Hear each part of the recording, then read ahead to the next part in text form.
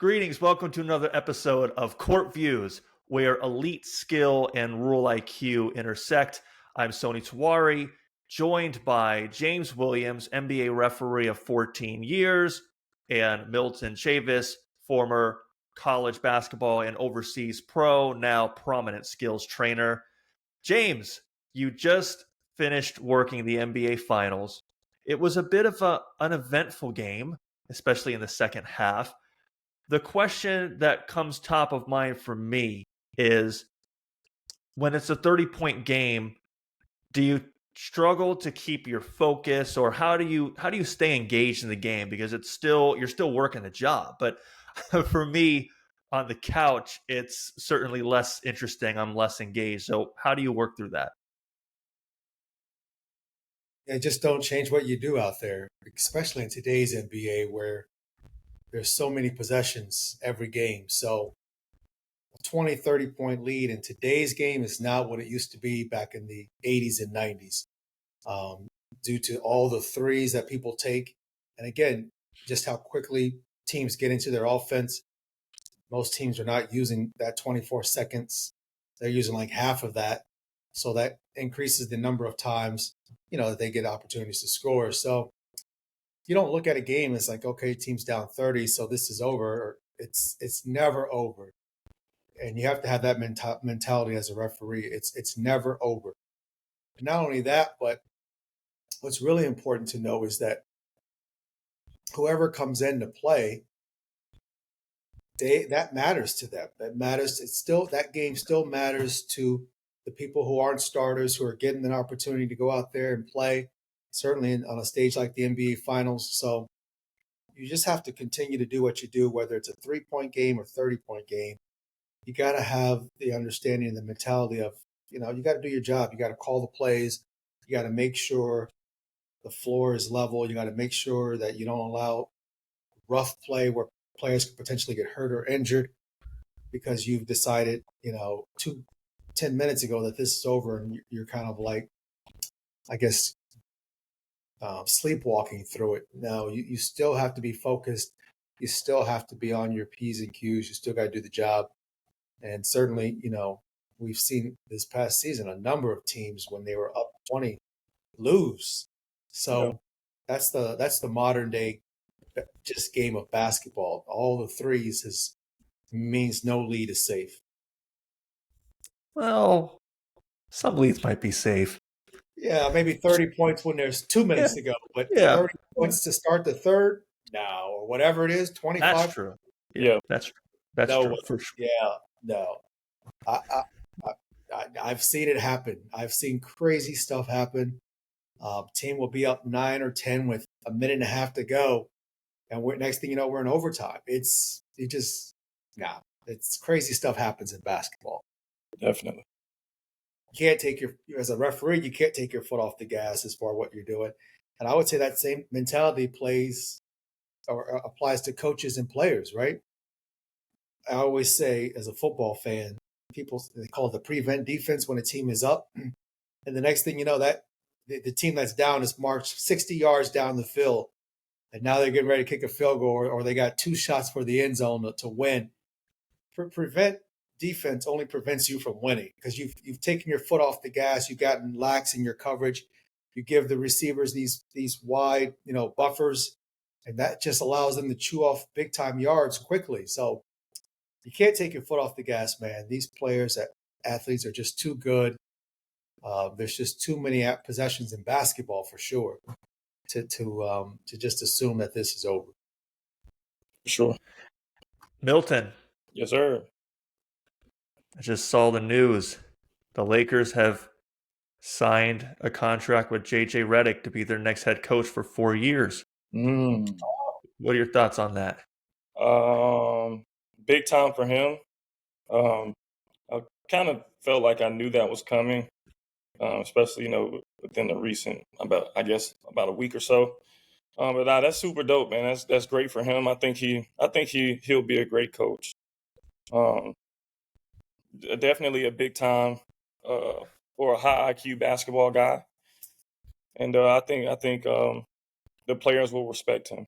So I think it's cool for the Lakers. I think it's really good for him though. Absolutely. And I think the only question I have is the track record of players that have never coached Yeah, to becoming coaches. yeah, There are some hits, but there are definitely some misses. yeah, And sometimes the misses are out of the coach's hands. Like very recently, we had Steve Nash yeah, coach the Nets, and that didn't really work out. Although, interestingly enough, their winning percentage was almost 60% during his tenure. Considering all of the injuries and all of the general, I don't know, turbulence, yeah, that's a Right. polite way to say it, yeah, that actually isn't so bad. But yeah, that's the thing I have in the back of my head. You've got a new coach with a team that's got, maybe they're not a championship team, but they certainly have the expectation to be in the mix yeah. one way or the other. And so That's it'll the be interesting to see him. that's the flip side of it being tough. You're in LA. You know they want to win. They're going to construct the roster every year to give themselves the best chance possible. So, yeah, it's going to be a journey. I'm excited for him though. I think it's great. Yeah. Um, and I'm just looking forward to seeing him on the sideline. Salute to JJ, man. And it'll be interesting to see the staff he puts together. Yeah, And I remember a few years ago when the Lakers were talking with Ty Lue, one of the challenges that ended up becoming the roadblock was the Lakers brass wanting to either select or have a major input on the construction of the coaching staff. So I'll be curious to see with the first-time head coach how involved Lakers management is in those decisions.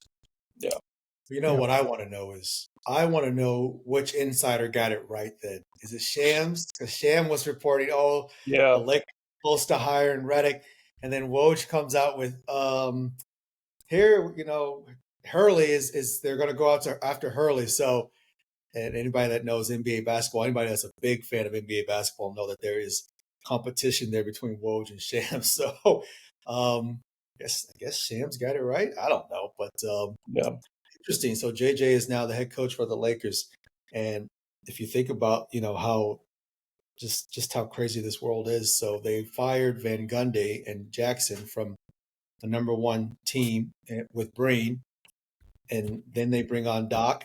Doc goes back to coaching, and so JJ they bring him on to take Doc's spot. Now he's going to coaching, and he's going to be in LA where Van Gundy now is as the top yeah. assistant, Ty Lue at the Clippers. So who's taking JJ's spot now? I mean, I don't know. Crazy world. Crazy. Man, I'm already getting DMs like she's gonna add me to the staff. People are crazy, man. I know, I've seen that as well, man. Hey, JJ, it's a pretty good idea, I've got to say, although I would certainly be happy to have Milton continue to work with us. For sure. It would be a pretty good look in terms of that level of skills knowledge. Yeah, Would be really cool. And with the amount of players we're seeing starting to incorporate a lot of the things Milton's been, I'll say, evangelizing the last 4 years, certainly could make a lot of sense. Whether it's JJ or another team out there, I will not be surprised at all when that opportunity comes your way, one place or another. All I can say before we move on is be careful what you wish for. yeah, The definitely. taxes are brutal and Yeah, the traffic yeah, is terrible. yeah, So what you paying out there in North Carolina, yeah. bruh? It would take the perfect opportunity for me to leave my family though. So it would take a lot. Let's go happen. It would take a lot. We're different. It wouldn't take me a lot. I'm ready. Sign me up. That's just we're just built different. All right. So we talked a little bit about recent coaching activity. Some more out there. We'll get to it at a later time. We talked briefly about the NBA Finals. There was a play, and near the end of one of our NBA Finals games, Milton, you did a little bit of coverage on it on your MDW channel. Let's take a look at the play. And was an interesting conversation about whether PJ Washington was fouled on this attempted layup, or attempted dunk, I should say. So, Milton, take us through your analysis of this, and then we'll be interested to hear James's perspective. So I was conflicted on this one. But I believed that the pushing it back, pushed his momentum so far forward that he wasn't able to elevate here. And I saw a lot of people talking about Derek White's block here, in which is a legal block. But I thought the pushing it back here pushed PJ so far forward that he couldn't explode up. But that's just my thoughts. And what do you see on that play, James? Well, first of all, it's tough play. So let's start with that. And I don't use that as an out, but I was watching this game like everybody else that's, hoops fans. And even after seeing let me preface this by saying, as the referees, we don't look at plays in slow motion. Yeah. Because slow motion makes everything look way worse than what it actually is. So when we're breaking down our film and things like that, slow motion is out for us as far as like, oh, let me see that. Okay, so I would tell you how we look at this is we always train referees to referee the defenders. So in this case, you got Brown, you got Derek. And when we say referee the defenders, we say what that means is referee their hands, right? Because most fouls occur with hands. People reach it in, hitting arm, wrist, things like that. The body contact is easier to see. And so when we referee hands, as a referee, the one that has the look at this play is probably the slot official. That's the one that runs free throw line to free throw line. I need to see where that official is. I can't see because this is a break. And so whenever we're on a break, we're never in proper position. We're trying to get to position, right? And you have some of the fastest athletes in the world. So we're trying to catch up to this play. My opinion, this is not a foul. And so these are judgment decisions. And so and let me just explain how we referee it. Hands are allowed for feel. Hands, we call them guideline plays in the NBA. In the post, people can have a forearm, they can have a bent hand. These things are allowed for feel. They are not allowed to dislodge or disrupt. And so if you are the official referee in this play, we'll start with Jalen, then we'll get to Derek. If you're refereeing this play, what you are looking for with that left hand is you are looking to see, does he extend it to accelerate the offensive player, in this case, PJ. Yeah, that's what you're looking for. Yeah. Is there an extension to accelerate the offensive player, which impacts his speed, quickness, balance, or rhythm?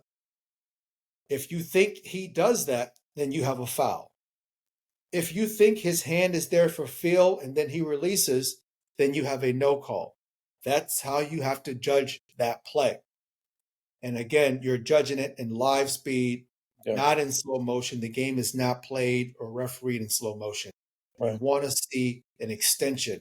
When I see this, I see feel, and then he goes up. That's what I see. That's my judgment, right? The Derek part of the play, that's much easier is for us because hand is part of the ball. Yep.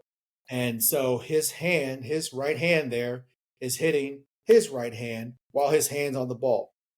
This is legal while that hand is on the ball. It's not on his wrist, it's on his hand.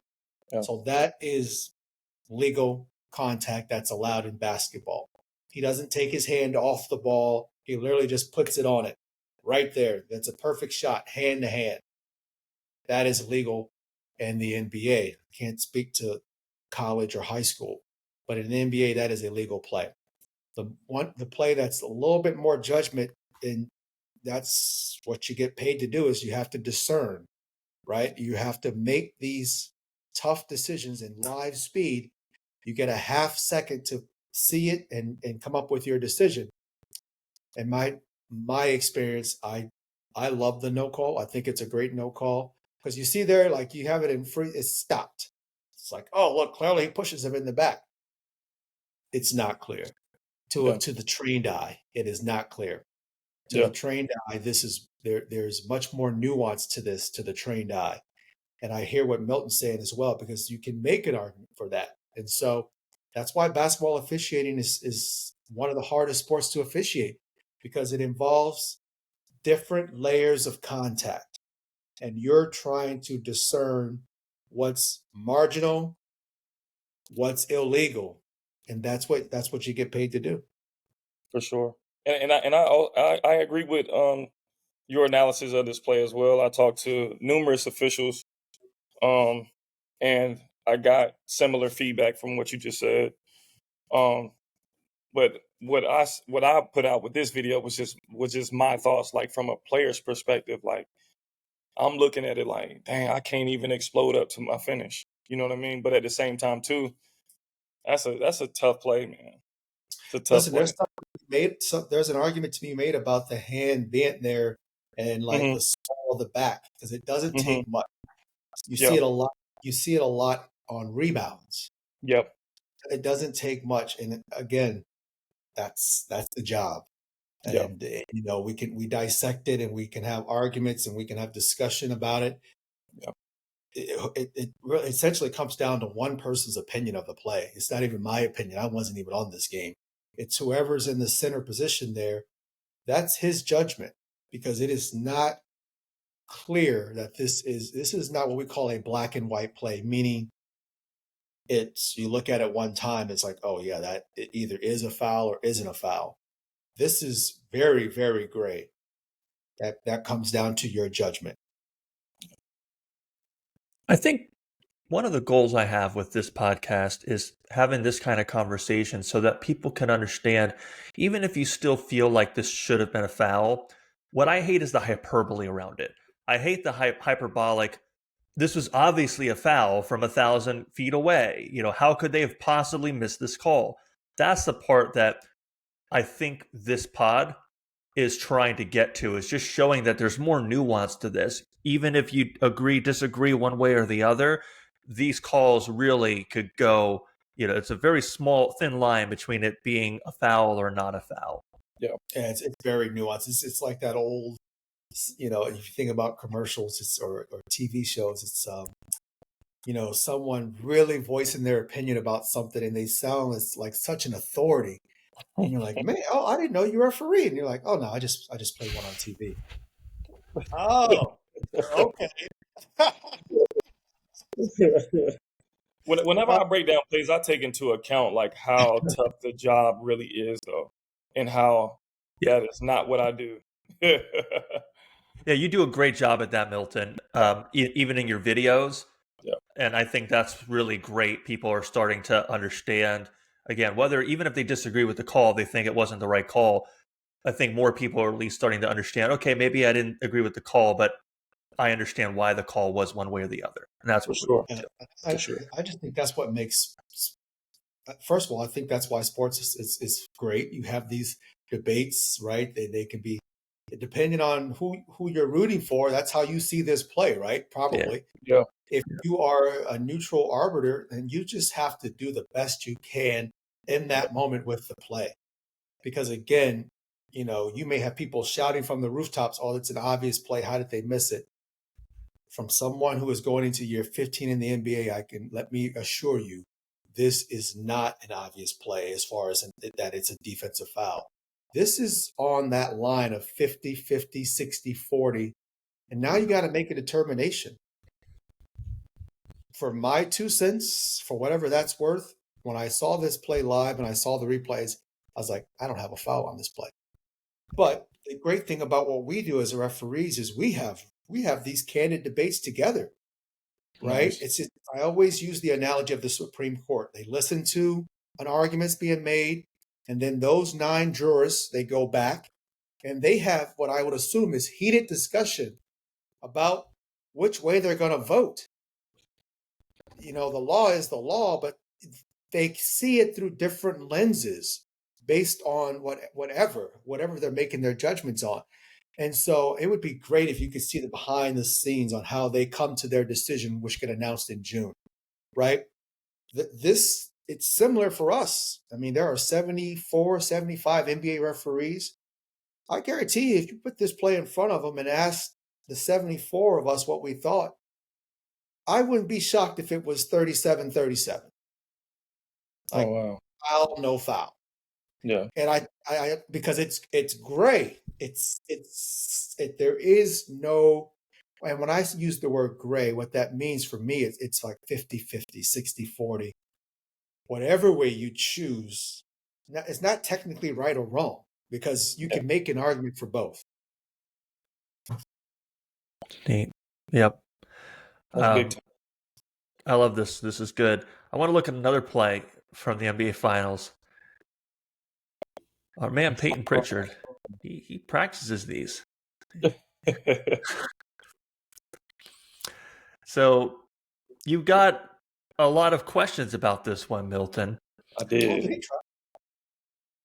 Break it down for us. He's good there. Yeah. That's good. I mean, that's good enough. Yep. Gather. Oh, he's good. Yeah, he's Yep. good. Looks good. Yep. It's illegal. Yep. Now, I know it just was on the video, but I'm trying to internalize this myself.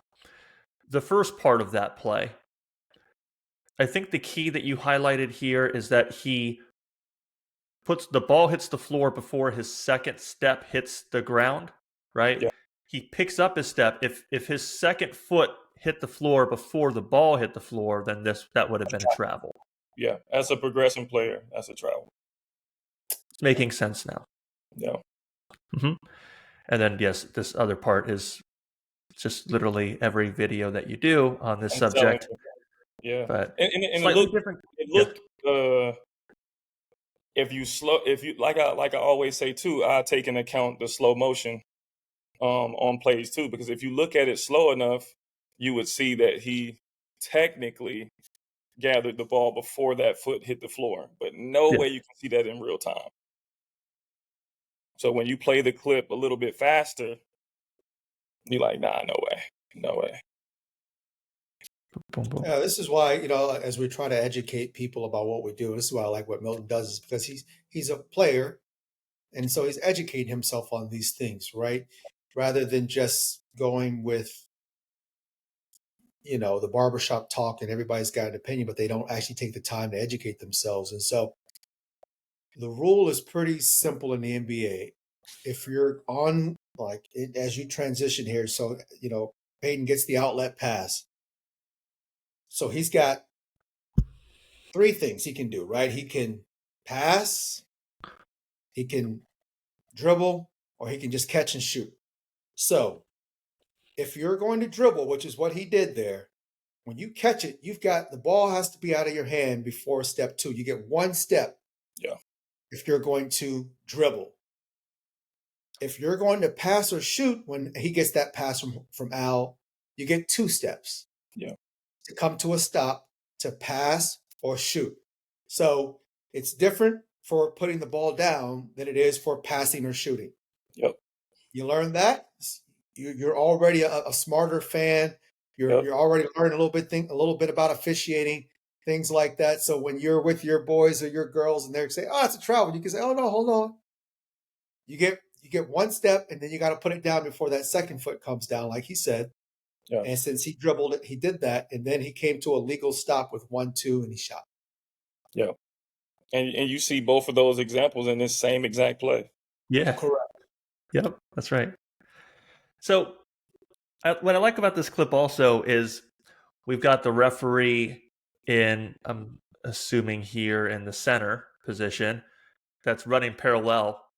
And in a play like this, end of the quarter, you're coming down quick. What is, it's interesting to look at the eyes, look at what is the referee kind of focused on here in this play, James? Well, if I'm John, this is John's, one of my good friends. I think he just finished year 17. So you want to make sure first we have legal dribble, because that's going to be his play. Is this legal or is it travel? But his main concern here is two things. He wants to find, is there anybody coming to defend this shot? That's the first thing. And in this case, it's Luka. And then secondly, he's responsible for either is this good or not good. And so you got a referee defender, you got to find defender quickly. And now you have to also have an awareness of the clock and when that ball is released, whether it's in his hands or out of his hands. Those responsibilities all apply to John here in the slot.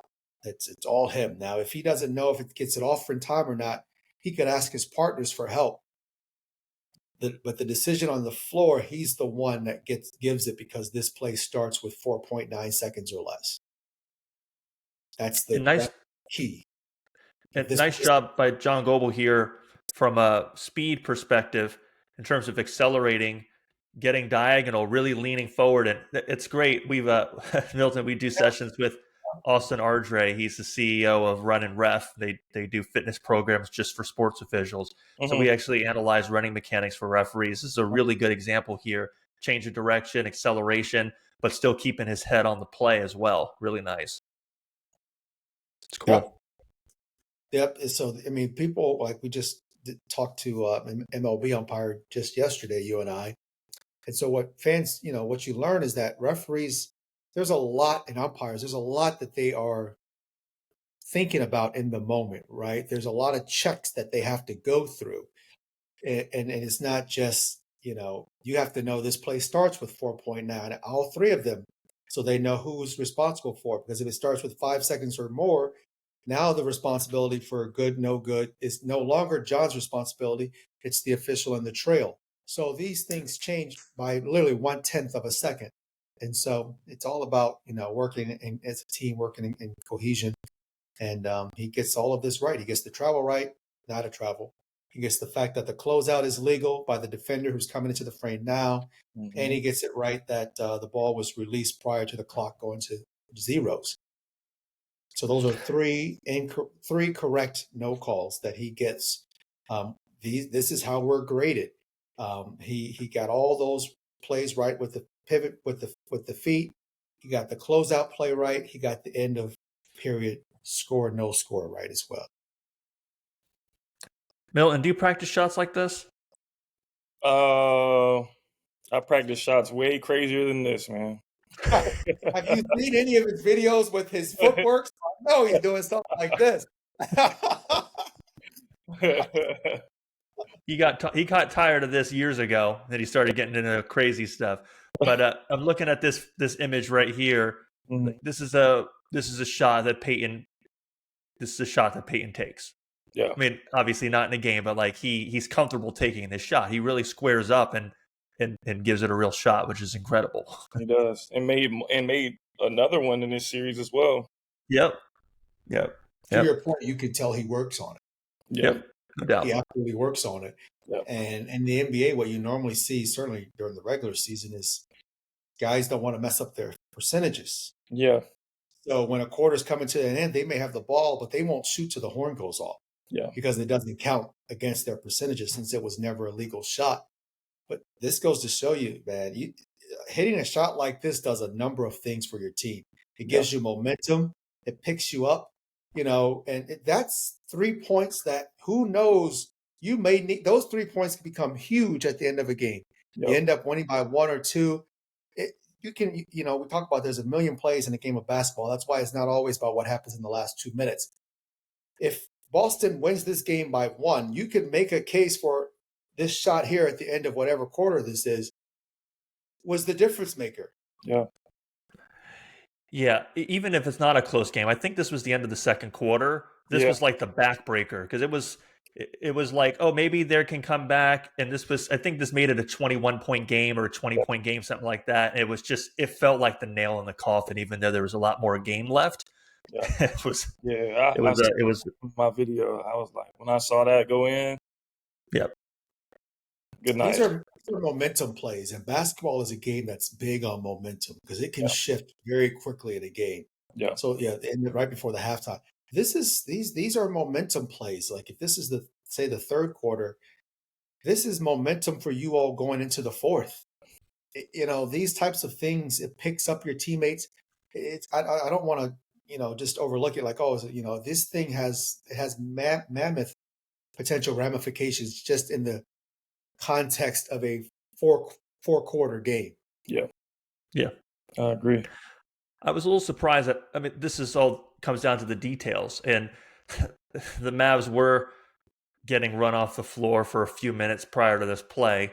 But the little details here, I was surprised that Luka kind of met him at half court rather than try to cut him off and make him change directions. Because as soon as he got his feet ready and squared up, when he let the ball fly, I was sitting on the couch like, that looks pretty good. I mean, of course, you never can really predict a shot like that's going to go in, but it was not surprising at all when the shot went in, right? Yeah, for sure. All right, let's look at some other stuff. Milton, you posted a play recently. This was something I had never seen before. Maybe you had. I had never seen this before. This was this was crazy. Yeah, this was tough. At first, I was thinking, well, you can't step on the same foot twice, But then I see that he's anchored his other foot, so he just like a little tap dance, like he double taps the foot before he changes feet. Like I'd never seen that before. That's hats off. Well done. Literally Chef's just kiss. a step through. Literally just a step through. That was tough. With a little hiccup in it, a little boom boom. Yep. Yeah, I can guarantee you fans and players would go crazy with that tap, but he can tap that left foot 177 times if he wants. It has no bearing. It's not the pivot. Either 177 times or before the shot clock expires. That's how long he's got. This is just a legal step through play. The left foot means nothing on this play. It's all about the right. The right is the pivot. Now, if that right foot drug and did what that left foot did, all day long. Travel, yeah. I'm interested to see this, see people build on this. Look how he switched hands too. This is like to get away from it. This is patient. Yeah, this thing that was hilarious. That is tough. I didn't even see the hands. The ball switching from right to left. Yeah, that's tough. Great. That's nice. I was thinking about how much I love basketball, how much I love hoopers. This guy sat around and really sat after they playing pickup games or went to the gym or went to the court outside on his own and actually worked this out, because this took a little bit of time to figure this one out, So it's great. I just love basketball. It's great. What you can legally all right, let's look at another one. Rule and how creative you can get with it is limitless. Yeah. You learn the rules. You know how to. It's just you know how to use them to your advantage. Because again, we've talked about many times on this podcast. So many players don't know the rules, and so you can use it to your advantage, big time when you learn the rules. It's right there. There's at every level. There's a book. And I get it. I have to read it because I get paid to read it. But there are times when I'm reading, I'm like, oh, somebody please just put a fork in my head. It's just that brutal to read the darn thing. But find something, to learn as a player. Yeah. As a referee, it's our job. As a player, you'd be amazed at how much of a competitive advantage you can get by learning the rules because so many of your opponents that you're going up against aren't doing that. Yeah. And if you're watching this thinking this is stupid and this is not real basketball, you are in for a shock of your life in the next few years because this is what basketball we're going to see 2 or 3 years from now. We'll be doing this pod. We'll have millions of people watching it, of course, but we'll be doing this pod in between Milton's, working with whatever teams he's working with. And we'll be seeing players in the NBA. We'll see a player in the NBA doing this. The same way that we've been seeing players in the NBA this season doing stuff Milton was doing 2-3 years ago. We're going to see that. It'll take a little bit of time. Someone will do it. And then a bunch of fans are going to raise their hands up in arms saying, this is a travel. and we'll be having this conversation again. But if you're a player and you're thinking, I don't need to learn this stuff, your game is going to be outdated. It's, even I think about myself, these things that, I grew up, stutter step and, behind, cross, tween, etc. Even a step back, right? Like, this is going to look like when you watch a film of someone from the 60s or 70s dribbling the ball like this and throwing up, their game looking very outdated.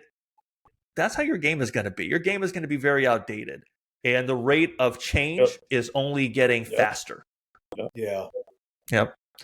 So, warning.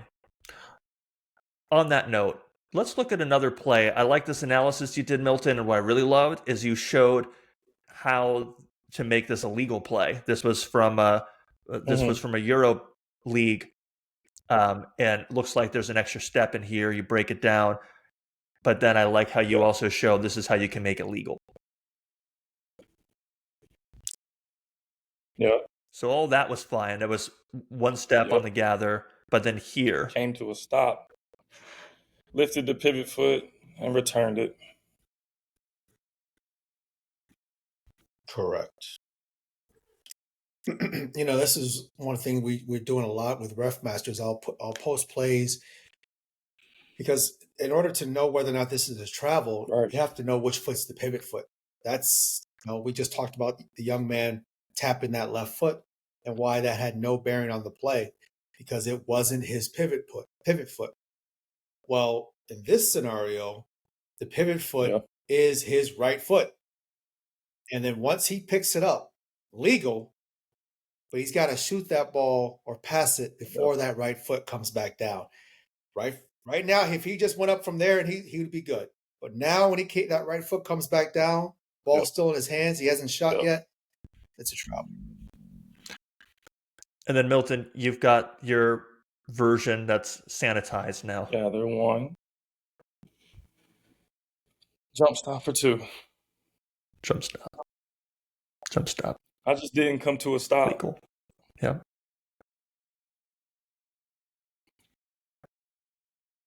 The other variation here, and you've done this in other plays that other examples you've created, is to the point about once we've established the right foot as the pivot.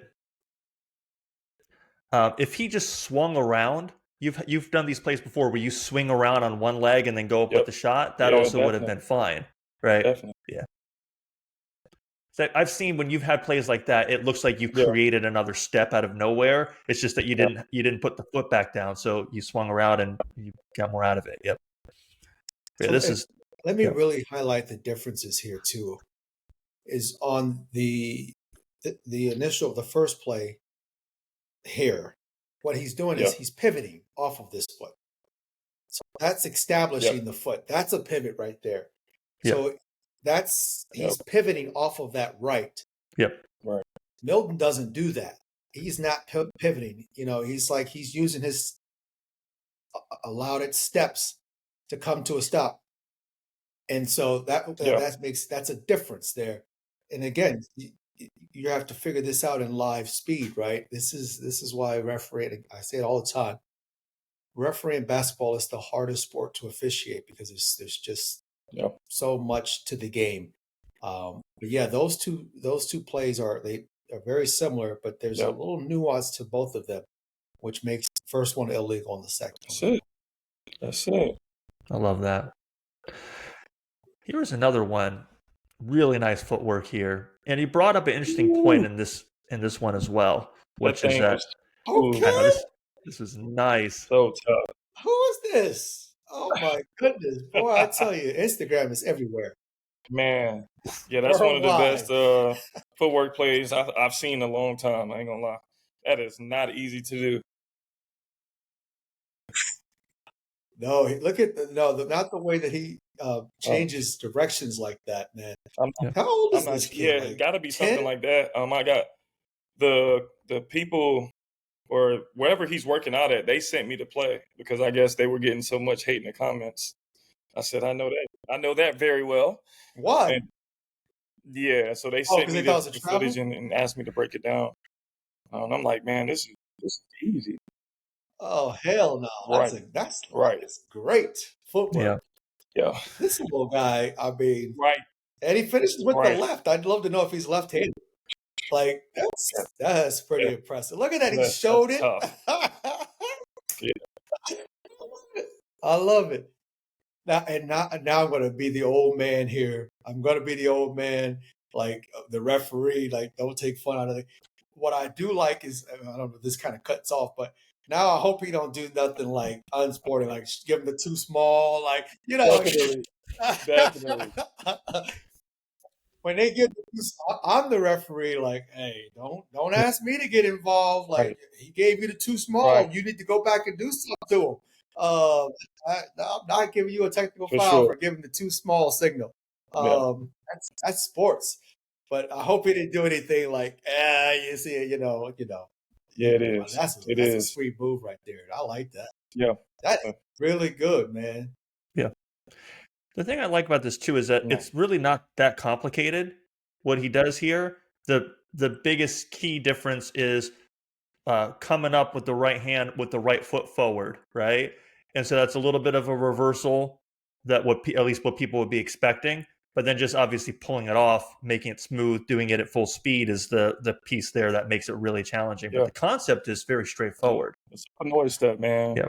It's great footwork.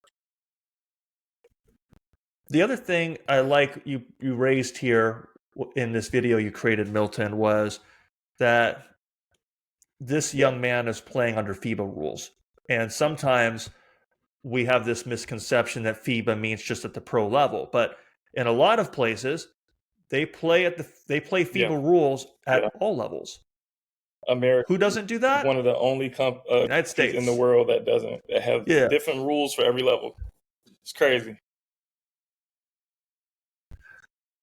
I mean, come on, it's America. We think we're the best. We Right. we think we're Right. the best at everything. Why should we Right. change what we do for others? I don't know. Like, yeah, I would be interested to hear from some longer time high school referees and maybe we should talk to some of our high school and college referees what their thoughts would be if we went to FIBA rules, because I know there are some key differences, but I personally would be supportive if at the high school and college levels here in the States, if we Right. played FIBA rules just to have more consistency At across least with the levels. I traveling would support rules. that. That's what I would say. I understand, the other parts of the game, like the legal goaltending stuff, and it's because FIBA rules are slightly different from NBA as well. So, but the traveling rules should all be the same. It's just unbelievable how that's not the same. Yeah. Absolutely. And we just had a guest from our upcoming podcast pop into the studio for this one, but no worries though. We'll get there in a few minutes. But yeah, I'm absolutely in agreement. We'll continue to blare that horn and see if we can make progress on it. It would be great if, because again, I know for Europe and most of those places, at every level they play by the same rules. That is true. That would be nice if we did that in America, but for whatever reason we haven't done that. Yeah. But the high school rules are different. Yep. The college rules are different. The college rules between the men and the women are different. Then the pro rules are different. So, I mean, if you would really simplify things if we all just had one set of rules and it applied from the moment you picked up a basketball to the moment you made it to the pros, it never changed as far as the rules you played under. That would be great, but I mean, there's got to be a reason why that hasn't happened. It's way above my pay grade as to probably why. I wanted to look at another play here. I think an easy one, but one of my friends shared it with me recently, and I said, "Oh, okay, I'm going to use this at our upcoming podcast." So let's take a look at who I call Hat Girl, and this looks like a travel. But the question that I have is, I got two questions. The first one is, how would we coach this young lady to make this a legal play? That's my first I would say question. continue progressing. On this left step right here. I think this is kind of, if she actually comes, if they determine that she comes to a stop on that left foot, on that pump fake on that left foot, then that becomes her pivot foot. So it Yeah, just depends on, how they view it. right. But if she just continued progressing, um, it's hard to tell because it's in slow motion. So, but yeah, if she, Or if she shoot before yeah, that yeah, left comes back down, which I mean that you gotta pivot, find and the just you know, jump you guys instead gotta of do a taking lot that there. last But step. Yeah, that last step, I think, if she just turns, kind of like we were talking about before, if she just spinned and didn't bring that foot down, she just turned and shot it. I think Or did more this would of work a as a play. traditional spin and just correct. delayed the end of her dribble instead of picking it up on that foot. Yeah, that's true. Like the one we see with Milton where the ball's spinning, he takes 12 steps. I'm still calling that a travel. I'll take the hit on my statistics that this is what correctly called a travel. I'm not So, buying.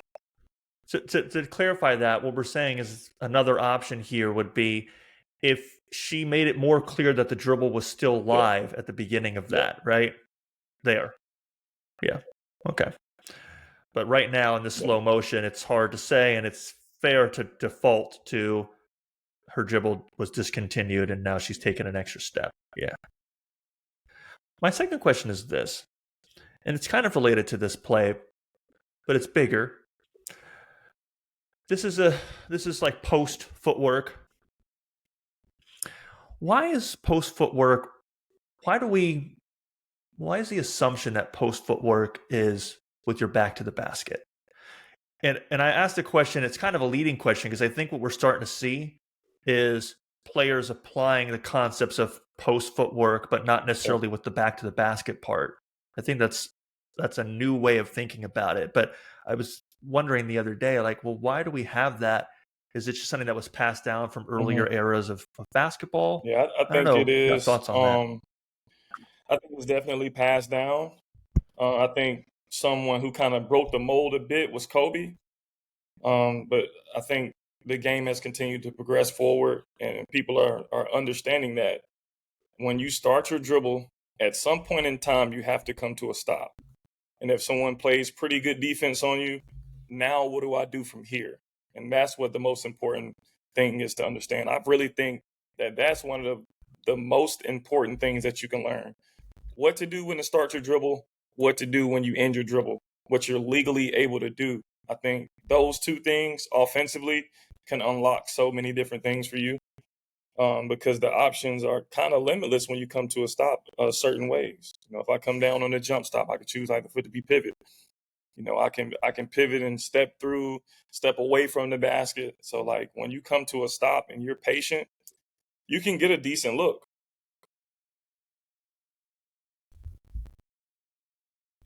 It's a really interesting point there, and it's making me think about the old adage of Mm-hmm. keeping your dribble live. And of course, that Mm-hmm. is good advice, but also sometimes players feel like the only way to keep the play alive is to keep the dribble alive, which what you're saying is that if you've got this whole other array of things you can do once the dribble is stopped, you can keep the play going, but now you've reduced the chance maybe of You a understand your turnover or a bad pivots. decision. You can make a play for yourself. You can step through and make a pass to your teammate. Yep. Yeah, you can really do some damage, and Jalen Brunson is showing us a lot of that for sure. So I got my colleague here. He's, I want to turn this around. You can see what we do in the summer. All right, Josh. This is Josh Tiven, finals referee. He's at his pool in Hey, Josh. Connecticut. Josh did game one of the finals. My good friend. Could you put Yep. that play back up, Sony? This last one Yeah, with the young lady. will do. So Yep. El Presidente, he's a very good referee, very good with the rules. Can you see this play, El Presidente? Is this legal? Yep. Is this legal or illegal? You got to go down a little lower with your camera so I can see. All your right, feet. what about now? All right, yeah.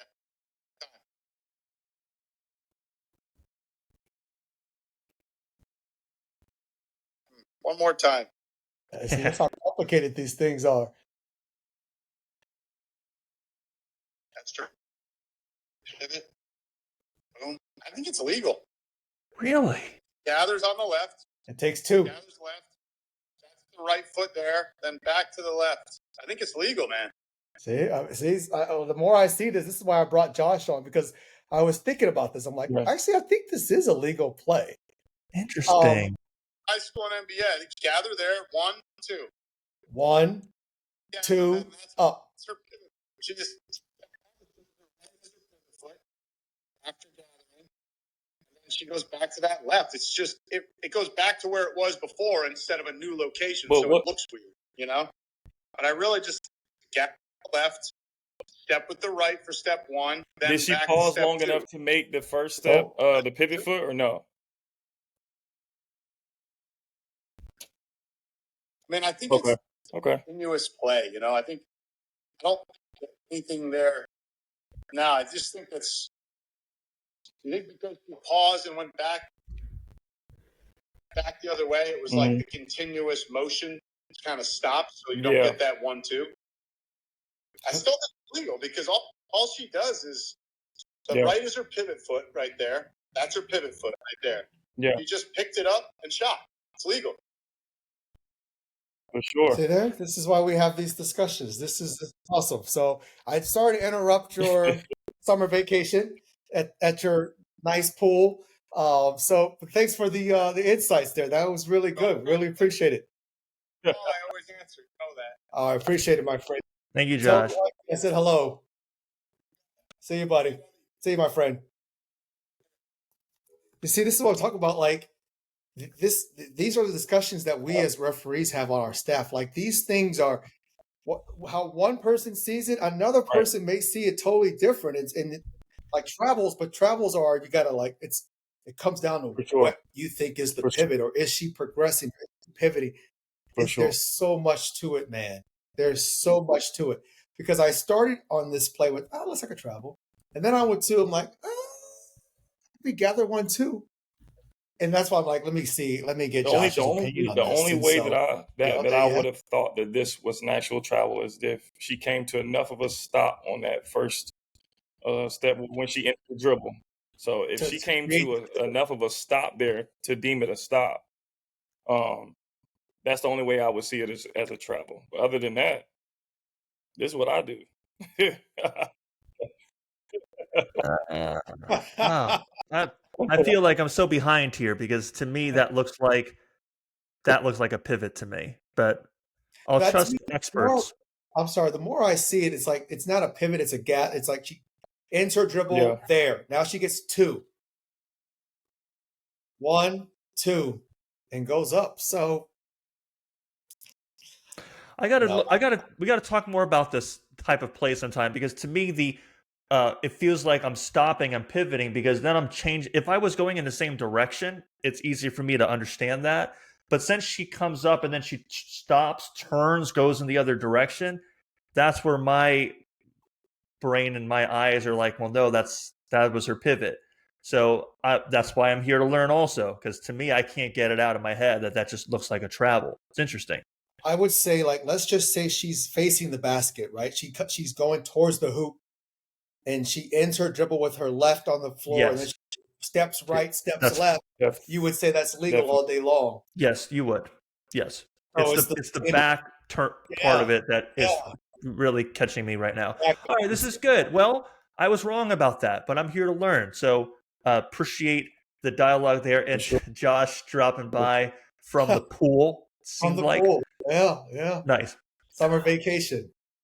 We've got plenty of more court views for you this summer. The NBA and college and basketball season at all levels has ended, but our season is not ended. We just ask you to send us your plays, share your feedback, let us know what you like, what you'd like to see more of, what you might want to see less of, and spread the word. Tell other people about it. Follow us. Check us out on Spotify, on YouTube, and on our Instagram channel. On behalf of Milton and James, I am Sony. Thanks for checking out Court Views. See you next time.